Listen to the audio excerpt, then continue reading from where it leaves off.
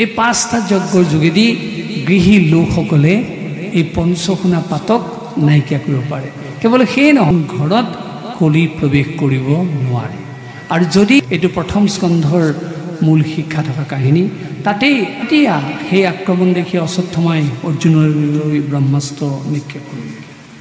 দ্ৰৌপদী মহাসতী, আমি ৰাতিপুৱা শুই উঠিয়েই সেই মন্ত্ৰ উচ্চাৰণ কৰোঁ, অহল্যা দ্ৰৌপদী কুন্তী তাৰা মণ্ডু দৰিষ্ঠথা পঞ্চকন্যা স্মৰে নিত্যম মৰণ। যদুবংশ, যদুবংশ কৃষ্ণৰ বংশ। কৃষ্ণই পৰমায়ুস লাভ কৰিলে, সেইকাৰণে স্বইচ্ছাৰে বৈকুণ্ঠলৈ গতি কৰিছে। কিন্তু তেওঁৰে বংশধৰ হৈ যদুবংশই পূৰ্ণ আয়ুস পোৱাটো দূৰৰ কথা, অকালতে মৃত্যুক বৰণ কৰিলে। ভাই ভাতৃক হানি খুচি হত্যা কৰিলে। কিহৰ কাৰণে? কলি থকা স্থানক প্ৰশ্ৰয় দিয়াৰ কাৰণে। তাৰমানে তেওঁলোকে এনেদৰে মদিৰা পান কৰিছিল, তেওঁলোকৰ বিবেকৰ বিচাৰ নোহোৱা হৈছিল, হৃদয়ৰ অনুভূতিৰ দুৱাৰখন বন্ধ হৈ গৈছে। সেয়ে আমাক কোৱা হৈছে, যি কলি থকা এই মদ্যপান স্থানক সৰ্বাধিক গুৰুত্ব দিব, তাৰেই কেৱল ধ্বংস নহয়, পৰিয়ালটোলৈও ধ্বংস নামি আহিব, সমাজলৈও ধ্বংস নামি আহিব। গতিকে আমাক পৰীক্ষিতৰ সেই আখ্যানটোৰে সেইটো আমাক সতৰ্ক কৰি দিছে যে আমি কোনো কাৰণতে কলি থকা স্থানত যাতে প্ৰশ্ৰয় নিদিওঁ।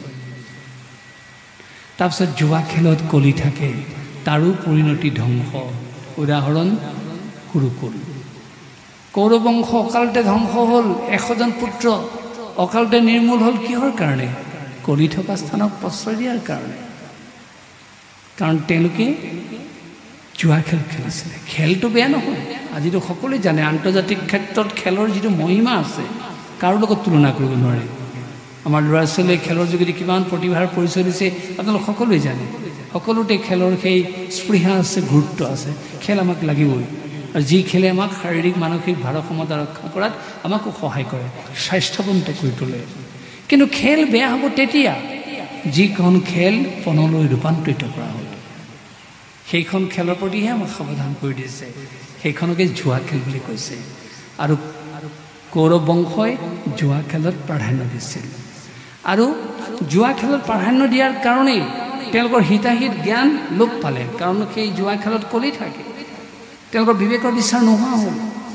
আৰু নহ'লেনো চাওকচোন, একবস্ত্ৰা ৰজস্বলা এগৰাকী নাৰীক গুৰু সমক্ষে বহি থকা সমাজখনলৈ টানি আনিব লাগে নে নালাগে, তেওঁলোকৰ সেই কোনো চিন্তা নোহোৱা হ'ল। গতিকে জুৱা খেলে কেনেকৈ মানুহৰ হিতাহিত জ্ঞান নোহোৱা কৰে, ই তাৰ উদাহৰণ। ঠিক তেনেকৈ পৰশ্ৰী হৰণৰ কাৰ্য কৰি থাকে, তাৰো পৰিণাম ধ্বংস। তাৰ উদাহৰণ ৰাৱণ।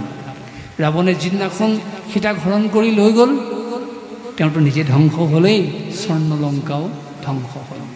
ৰামে শৰেৰে যদিও ৰাৱণক বধ কৰিছে, তেতিয়া খেদ প্ৰকাশ কৰি দুখ কৰি তেওঁৰ ধৰ্মপত্নী মন্দোদৰীয়ে কৈছিল, পুৰা ইন্দ্ৰিয়ং জিদ্যা জিদ্যা ত্ৰিভুৱনং তয়া।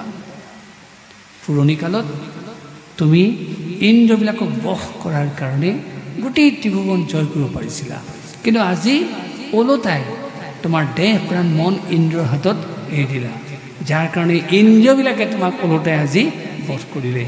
ৰামৰ খৰ নিমিত্ত মাত্ৰ।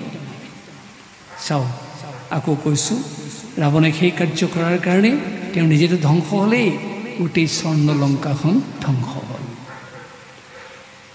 ঠিক সেইদৰে আমাৰ পৰিয়ালটো যদি তেনেকুৱা চিন্তা আহে, নিজৰটো অৱনমিতৰ অৱস্থা আহিবই, ঘৰখনলৈ দুৰ্যোগ নামি আহিব, পৰিয়াললৈ দুৰ্যোগ নামি আহিব। তাৰপিছত কোনো কাৰণ নোহোৱাকৈ যেতিয়া প্ৰাণী হত্যা কৰিব, তাতো কলি থাকে বুলি কোৱা হৈছে, তাৰো পৰিণতি দুৰ্দশা নামি অহাৰ কথা কৈছে। তাৰ উদাহৰণ দশৰথ। দশৰথে যিদিনাখন শব্দভেদী বাণ মাৰি, যিটোক আজি মিছাইল ক্ষেপণাস্ত্ৰ বুলি কৈছে, সিন্ধুক বধ কৰিলে, তেওঁৰ জীৱনলৈ অমানিশা নামি আহিল। তেওঁ কান্দি কাটি অকালতে মৃত্যুবৰণ কৰিলে। তাৰপিছত কলি থকা স্থান দিছিল প্ৰচুৰ সোণৰ মাজত, তাৰ প্ৰতিও আমাক সাৱধান কৰি দিছে। সোণ মানে বেয়া নহয়, আপুনিও সোণ পিন্ধিব, আমিও সোণ পিন্ধিম, আমি সকলোৱে সোণৰ অলংকাৰ ব্যৱহাৰ কৰিম। বিয়া সবাহত আমাক সোণ লাগিব, কিন্তু সোণ বেয়া হ'ব তেতিয়া, যি সোণ আপুনি ভগৱন্তৰ কাৰ্যত কেতিয়াও ব্যৱহাৰ কৰা নাই, ভগৱন্তক অৰ্পণ কৰা নাই, সেই সোণৰ মাজত কলি থাকিব বুলি কৈছে। জুইত পুৰিলে আমি কওঁ সোণ শোধিত হয়, নহয়। জুইত পুৰিলে সোণ চিকমিকিয়াহে হয়, চিকচিকীয়াহে উজ্জ্বল হয়। কিন্তু প্ৰকৃত ভগৱন্তৰ চৰণত সোণ অৰ্পণ কৰিলেহে সোণ শোধিত হয়। সেই শোধিত সোণ আপুনি ব্যৱহাৰ কৰক, তেওঁৰ চৰণত অৰ্পণ কৰি আপুনি ব্যৱহাৰ কৰক, প্ৰচুৰ সোণ সংগ্ৰহ কৰক। তাত কোনো আপোনাৰ ক্ষতি হ'ব নোৱাৰে, তাত কলিয়ে বৰপীৰা পাৰি বহিব নোৱাৰে। কিন্তু তাকে নকৰি আপুনি সমস্ত প্ৰভুলৈ পিঠি দিলে, আপোনাৰ নিজৰ আত্ম ইন্দ্ৰিয় চৰিতাৰ্থৰ কাৰণে প্ৰচুৰ সোণ সংগ্ৰহ কৰি আপোনাৰ কামত আপুনি লগাইছে, তাত কিন্তু কলিয়ে বৰপীৰা পাৰি বহিব। গতিকে সেয়ে আমাক সেইটোৰ প্ৰতি সাৱধান কৰি দিছে যে আমি সোণ বহুত সংগ্ৰহ কৰিম, দোষ নহয়, ভগৱন্তক অৰ্পণ কৰি ল'ম, শোধন কৰি ল'ম, তাৰপিছত আমি নিজে ব্যৱহাৰ কৰিম। তাৰপিছত দুঘৰৰ মাটিৰ সীমাৰ মাজত কলিক থাকিবলৈ ঠাই দিছে। তাৰ পৰিণতিৰ কথা আপোনালোকে জানেই, দেখাত নিশকতীয়া এডাল সীমা, সেইটোকে লৈ কিমান কাজিয়া লাগে, অস্ত্ৰাঘাত কৰিবলৈ ইজনে সিজনক কুণ্ঠাবোধ নকৰে। দেখাত সৰু কথা এটা, কিন্তু সেইটোৱে প্ৰমাণ কৰি দিছে যে ভূমি সম্পত্তি লোভনীয় বস্তু, আৰু ভূমিৰ কাৰণেতো কুৰুক্ষেত্ৰ সমৰ হ'ল। গতিকে সেই শিক্ষা আমাৰ সন্মুখত আছে। তাৰপিছত যদি আমি একেটা ভুলেই কৰোঁ, সেই ভূমিয়ে আমাকো কুৰুক্ষেত্ৰ সমৰ দৰে অৱস্থালৈ লৈ যাব। গতিকে তাৰ প্ৰতি আমাক সতৰ্ক হ'বলৈ কৈছে, যিহেতু সেই দুঘৰৰ মাটিৰ সীমাৰ মাজত সেই ভূমিত কলি থাকে। গতিকে কলিৰ স্বভাৱৰ পৰা আমি হাত সাৰিবৰ কাৰণে তাৰ প্ৰতি সতৰ্ক দৃষ্টি দিব লাগিব। তাৰপিছত শেষত দিয়া হৈছিল, গৃহস্থ ঘৰৰ পঞ্চকোণা পাতক থকা স্থানত কলি থাকে। এই পঞ্চকোণা পাতক কি? চুল্লি, কুন্দনী, পেখনি, মাৰ্জনী, উদক কুম্ভ। যিটো চৌকা ৰন্ধনশাল সেইটোক চুল্লি বুলি কোৱা হৈছে। যিটো খুন্দোৱা কাৰ্য, আগতো ঢেঁকীশাল, আজিকালি গ্ৰাইণ্ডাৰ মেচিন আহিছে, তাক কুন্দনী বুলি কৈছে। তাৰপিছত পেখনি, আগৰ আমাৰ সত্ৰতে আছিলে মা ডালা জাতখন, এতিয়াতো গ্ৰাইণ্ডাৰ মেচিনে তাৰ ঠাই দখল কৰিছে, তাক পেখনি বুলি কৈছে। তাৰপিছত ঝাৰু, সূতা, বাহনীৰ আপুনি যি ঠাই সাৰিছে তাক মাৰ্জনী বুলি কৈছে। আৰু উদক কুম্ভ, পানী উতলি থকা ডেকটো হওক, ডেক্সি হওক, চচপেন হওক, আপুনি পানী উতলাবই লাগিব, নহ'লে আপুনি চাহ পানীও খাব নোৱাৰে, গাও ধুব নোৱাৰে, ৰন্ধন প্ৰকৰণ কৰিব নোৱাৰে, একো কৰিব নোৱাৰে, আপোনাক উদক কুম্ভটো লাগিবই। কিন্তু এই পঞ্চস্থান গৃহে ব্যৱহাৰ কৰোঁতে কি হয়, ইয়াতে অজ্ঞাতে বিভিন্ন তাত কীট পতংগ যা যায়, সেই পাতকৰ ভাগ গৃহী ঘৰলৈ সোমাই আহে। তাকেই পঞ্চকোণা পাতক বুলি কৈছে। খুন্দোৱা কাৰ্যতো পাতক সৃষ্টি হ'ব পাৰে, আৰু পিছোৱা কাৰ্যটো সৃষ্টি হ'ব পাৰে, ৰন্ধনশালতো সৃষ্টি হ'ব পাৰে, মাৰ্জনীটো সৃষ্টি হ'ব পাৰে, উদক কুম্ভটো সৃষ্টি হ'ব পাৰে। আৰু তাৰ পৰা পৰিত্ৰাণ পাবৰ কাৰণে আমাক ব্যৱস্থা দিয়া হ'ল কি? পঞ্চযজ্ঞ। গৃহী লোকে যেতিয়া পঞ্চযজ্ঞ নিষ্ঠাৰে সদায় কৰিব, তেওঁ পঞ্চকোণা পাতকৰ পৰা মুক্তি লাভ কৰিব। সেই পঞ্চযজ্ঞ কি? ব্ৰহ্মযজ্ঞ, পিতৃযজ্ঞ, দেৱযজ্ঞ, ভূতযজ্ঞ, মনুষ্যযজ্ঞ। এই যে এতিয়া অকণমান পিছতে যে ভাগৱত আপোনালোকে কীৰ্তন কৰিব, শ্ৰৱণ কৰিব, এয়া ব্ৰহ্মযজ্ঞ। অৰ্থাৎ অধ্যয়নং অধ্যাপনং ইতি ব্ৰহ্মযজ্ঞ, পিতৃযজ্ঞস্তু তৰ্পণম, হোম দৈৱ বলিৰ ভূতো, নিজযজ্ঞস্তু অতিথি পূজনম। যেতিয়া আমি আকৌ কৈছোঁ অধ্যয়ন অধ্যাপনা কাৰ্যত থাকিব ব্ৰহ্মযজ্ঞ, ভাগৱত কীৰ্তন কৰাটো ব্ৰহ্মযজ্ঞ। পিতৃক যেতিয়া শ্ৰাদ্ধ কৰিব, তৰ্পণ দিব, পিতৃযজ্ঞ। দেৱতাৰ কাৰণে যেতিয়া হোম কৰিব, দেৱযজ্ঞ। আৰু বিভিন্ন ঘৰচীয়া প্ৰাণীক যেতিয়া আহাৰ দিব, ভূতযজ্ঞ। আৰু সাক্ষাৎ ভগৱান বুলি ভাবি গৃহলৈ অহা সকলো অতিথিক যেতিয়া আপুনি শুশ্ৰূষা কৰিব, মনুষ্যযজ্ঞ, নৃযজ্ঞ। এই পাঁচটা যজ্ঞৰ যোগেদি গৃহী লোকসকলে এই পঞ্চকোণা পাতক নাইকিয়া কৰিব পাৰে। কেৱল সেয়ে নহয়, যি সদায় এই পঞ্চযজ্ঞত ব্ৰতী হ'ব, সেইখন ঘৰত কলি প্ৰৱেশ কৰিব নোৱাৰে। আৰু যদি গৃহী লোকেই পঞ্চজগত ব্ৰতী নহয়, ঘৰখনত ভাই ককাইৰ মাজত কাজিয়া হ'বই, স্বামী স্ত্ৰীৰ মাজত কাজিয়া হ'বই, সম্পত্তিক লৈ টনা আজৰা হ'বই, ঘৰত হাহাকাৰ ধ্বনি উত্থাপিত হ'বই। তাৰ পৰা আমি পৰিত্ৰাণ পাবৰ কাৰণে এই পঞ্চযজ্ঞত ব্ৰতী হ'ব লাগিব। গতিকে আমাক সেই প্ৰথম স্কন্ধৰ পৰীক্ষিতৰ কাহিনীটোৰ যোগেদি এই বাস্তৱ জীৱনত এই শিক্ষাবিলাক প্ৰদান কৰিছে। আমি যদি তাৰ প্ৰতি সতৰ্ক হওঁ, আমি সঁচাকৈ এটা শৃংখলিত শান্তিপূৰ্ণ জীৱন লাভ কৰিম। তাতে যদি আমি সতৰ্ক নহৈ নিজৰ দৈহিক মানসিক ক্ৰিয়াৰে যদি আমি কাম কৰিবলৈ যাওঁ, কৰিয়ে আমাক চুলিত ধৰি সি আমাক নগুৰ নাকতি কৰিব। গতিকে তাৰ প্ৰতি আমি সাৱধান হ'বই লাগিব। এইটো প্ৰথম স্কন্ধৰ মূল শিক্ষা থকা কাহিনী। তাতেই আৰু এটা কাহিনী লুকাই আছে, আমাৰ বাস্তৱ জীৱনৰ অত্যন্ত লাগতিয়াল কাহিনী। সেইটো হ'ল দ্ৰৌপদী, অৰ্জুন, অশ্বত্থামাৰ কাহিনী। প্ৰথম স্কন্ধতে সেই কথা উল্লেখ কৰিছে।